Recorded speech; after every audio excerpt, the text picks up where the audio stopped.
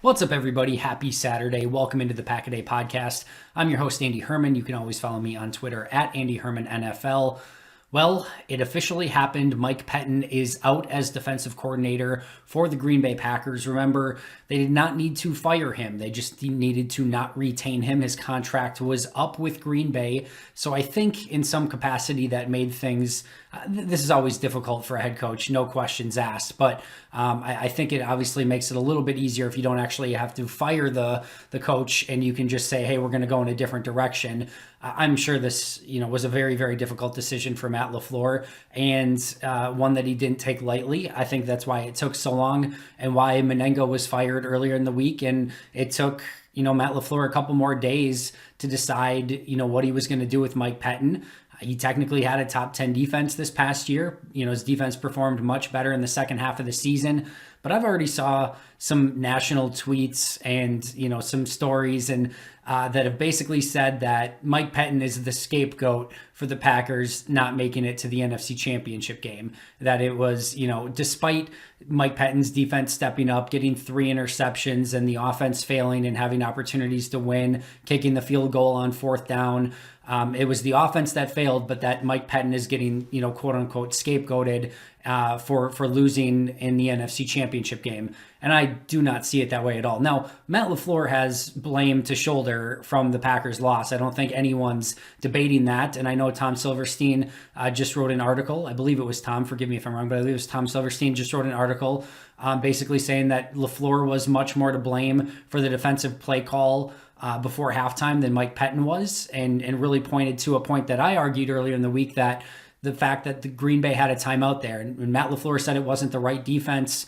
to play in that situation. Well, if you see single high safety and you see Tom Brady coming down on the field with a bunch formation and you've got a timeout in your pocket with 8 seconds left, and before you get on me and say they just called a timeout before, they did not. They did not call a timeout before. The Buccaneers had just called a timeout. The Packers had called a timeout prior to the 4th down play. Then Tampa Bay converted, and then Tampa called another timeout. Green Bay still had 1 timeout to use. They obviously can't carry it over into the second half, and should have used it in that situation. No matter what, even if you liked the call that you had on defense, just to see what Tampa was calling that situation, call a timeout and discuss things further. Adrian Amos was on a podcast saying that he regrets not calling a timeout in that situation. But that's a failure ultimately on the head coach. If you didn't like the call and you saw what was out there and you had a timeout in your pocket, Silverstein also did report that it sounds like there was some confusion as to how many timeouts Green Bay had left. That doesn't make things better. That makes things worse. If you weren't sure how many timeouts, that's not forgiveness here. That is even worse. So Green Bay definitely erred, and there's definitely blame to go around. But back to my original point, this is not a situation where Mike Pettine was fired because of the NFC Championship game in any way, shape, or form. I think this was a differing of philosophies, and I think you can make a very strong argument that anyone that's watched the defense all year long, you can see what they were trying to accomplish, and I've defended it on here multiple times of going over what they were trying to accomplish. A bend but don't break system, make them go down the field consistently. But here's the deal.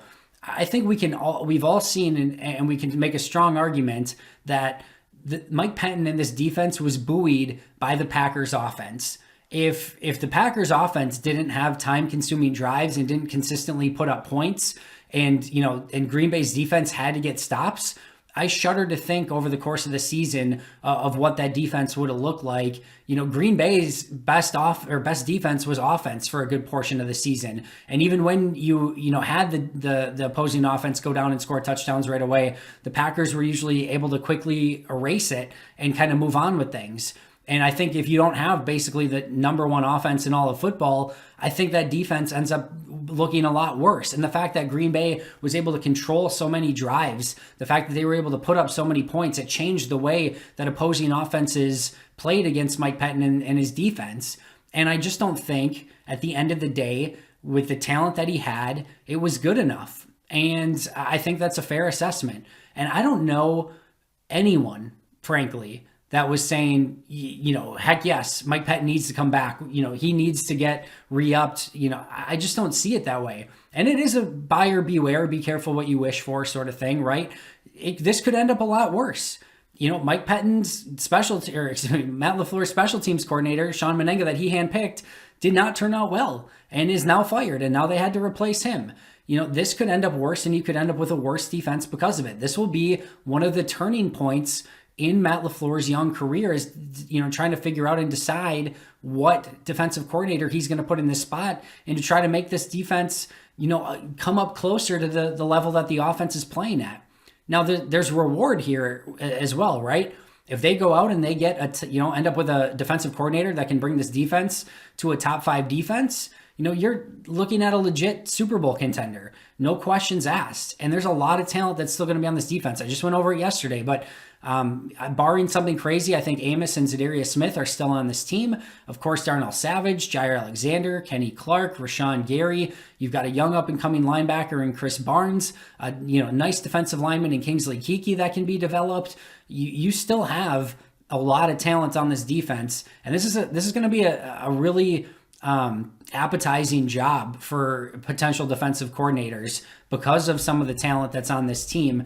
And you look at what the Rams did, right? Going with a new defensive coordinator, and yes, they had Aaron Donald and Jalen Ramsey, but having Kenny Clark and Jair Alexander, not that far off from what those two have. So I know Brandon Staley in LA did a really great job, but a lot of the similar pieces that the Rams have. I know nobody's Aaron Donald, and I know Jalen Ramsey's a special breed, but Green Bay's got some damn good players of their own right, and this is going to be a job that a lot of coaches and a lot of potential coordinators are going to be very interested in. So that, of course, brings us to the discussion of who could Green Bay potentially target as defensive coordinator. And this is really tough. And first of all, some of the top candidates, your Dan Quinns, your Raheem Morris, like those guys are already taken. They've already taken defensive coordinator jobs. So coming along late in the game like this is obviously very disadvantageous to the Packers in trying to fill this defensive coordinator position. All these head coaching jobs that, have been filled have already filled their defensive coordinator spots. Lovie Smith was another one. So a lot of those spots have been taken, but there's still some good coaches out there. I initially posted, I think about 8 names, maybe 6 to 8 names that I thought could be considered. Zach Kruse put out an article for Packers Wire with 15 names to consider. I'm going to be going over some of those today. I think I've got, 2, 4, 6, 8, 10. I got 10 names that I'm going to go over that I think are legitimate possibilities. But this one, admittedly, is really tough to read, and Green Bay could go in a million different directions. And it sounds like, and it's been reported, that Green Bay is going to cast a wide net and take their time with this hire, not just promote somebody within like they did with special teams coordinator. They are going to do a variety of interviews. At least that's what's been reported so far. So let's take a look at some of these names. And these are in no particular order. Let's start with Wade Phillips. All right. He recently had retired. He was the defensive coordinator for the LA Rams when Matt LaFleur was there. He was the Super Bowl winning defensive coordinator with Denver when they had won their Super Bowl and then went to the Rams. Interestingly, though, the Rams did not renew his contract, and then Phillips retired. And, then you kind of look at it, and Brandon Staley comes in, and Brandon Staley improves that defense drastically, taking over for Wade Phillips. Wade Phillips is 73 years old. And, Sean McVay and Matt LaFleur are best friends. And you got to think that he's going to talk to Sean McVay and say, hey, why did you not re-up Wade Phillips? Was this just a thing where Wade was considering retirement and you had to make a decision? Was he, no longer the guy that, people remember him as? So that's going to be something that Matt LaFleur has to look into, and it's not going to take more than a phone call to Sean McVay. And maybe Sean McVay gives a huge,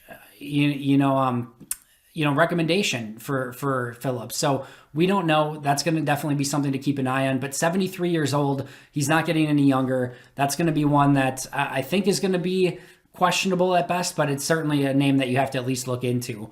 Jim Leonard, Wisconsin Badgers defensive coordinator. And I know Pack-A-Day Podcast very own Jacob Westendorf begged the question of, if this is the defensive coordinator for, Arkansas or Hawaii, LSU, anywhere else, is this somebody that we're talking about, or is it just somebody that's, local. So that's why he's talked about. And, I do think he's obviously getting a little bit more publicity because he's, in Wisconsin already. That doesn't mean it's a bad idea. He's still young, 38 years old. He's an aggressive defensive coordinator. He's had a ton of success coordinating Wisconsin's defenses.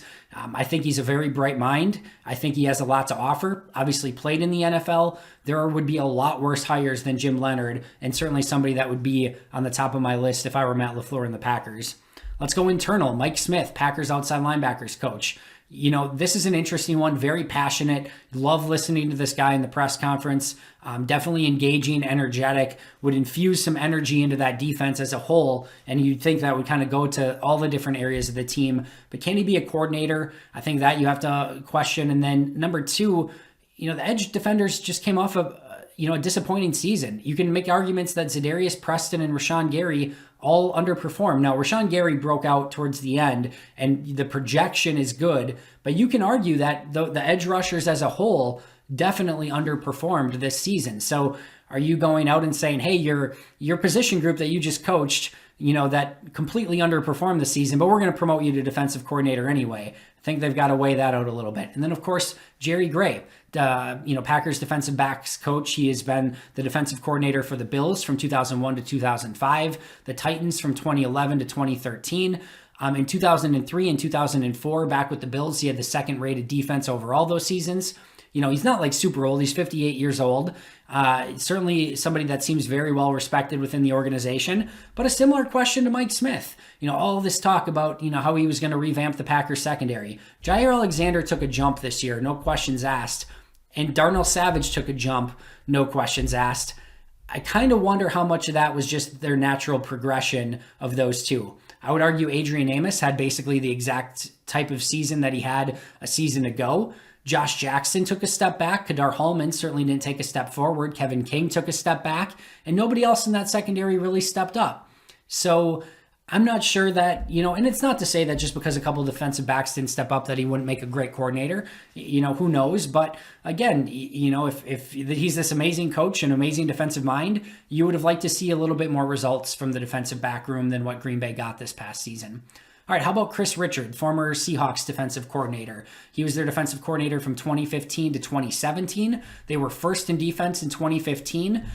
He was not retained after that 27 season. He was out of football this past year after a stint with Dallas. Dallas did not retain him after Mike McCarthy took over, and again, out of football in 2020. He was once considered a potential, top head coaching candidate. That never came to fruition. And, he's a cover 3 defensive coordinator. At least that's been his MO. Cover 3 is going out of style in the NFL. It's still used from time to time, but not the way that Seattle was able to use it in their heyday. And you could kind of see that, right? 2015 first defense, 2016 third defense, 2017 the 13th defense. And then he left Seattle, goes to Dallas, and didn't have a ton of success there either. So you have to wonder. I still think he's a bright mind, and I think he can adapt. I think he's the right style of coach for Green Bay, but you're really going to have to dot your I's and cross your T's and see where his X's and O's and what type of defense he wants to bring to Green Bay. Mike Caldwell, Tampa Bay inside linebackers coach, responsible for Levante David and Devin White in Tampa. Definitely coming from that Todd Bowles coaching tree, which just gave Green Bay a ton of issues and a ton of problems. He was the assistant head coach and linebackers coach with Todd Bowles when they were with the Jets, so he has some assistant head coaching experience. Hasn't been a defensive coordinator, but that's another name certainly to keep an eye on. Jim Haslett, the former, everything. He's currently the linebackers coach for the Titans. There was no crossover between him and LaFleur there. He was the defensive coordinator for the Saints in 96, the Steelers from 97 to 99, the Saints head coach from 2000 to 2005, then the Rams defensive coordinator from 2006 to 2008, the Washington Footballers defensive coordinator from 2010 to 2014, and then the last 4 years he's been a linebackers coach for the Bengals and the Titans respectively. So a lot of knowledge, a little bit older, 65 years of age, certainly has had a ton of experience in this league.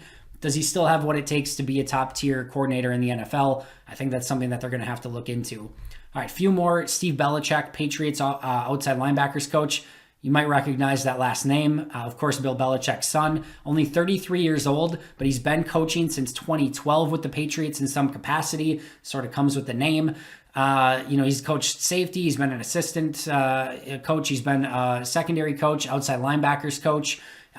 So he has some really good experience despite being 33 years old. It's possible that if Green Bay looked into him, maybe the Patriots just promote him up into their defensive coordinator position. I don't believe they have one. Don't quote me on that. They always have wonky systems set up for their coaching. But Steve Belichick could be a name that at least Green Bay would want to interview. Terrell Austin, the Steelers' assistant and secondary coach, 55 years old.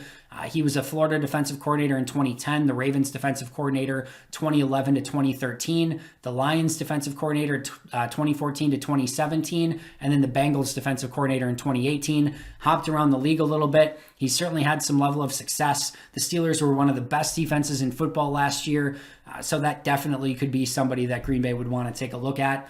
And then I think one of the real interesting candidates, Chris Shula, Rams linebackers coach, the grandson of Don Shula.